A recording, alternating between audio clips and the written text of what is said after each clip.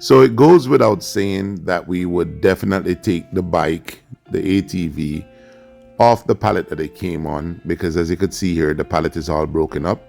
So we got a nice pallet and put it on it. And as you can see here as well, one of my guys is gonna strap it up. So we're gonna push this plastic strap underneath the pallet, coming back over the top, and we're gonna completely strap the frame that the ATV is in.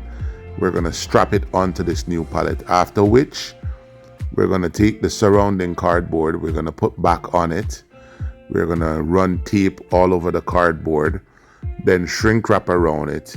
At the same time, we're gonna leave the top partially open, making it easy for customs to get into it.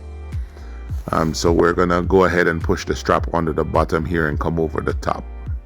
So as you can see here, we have already strapped it. You could see the two straps going down underneath the pallet, and we've put the cardboard back on, tape it in some areas.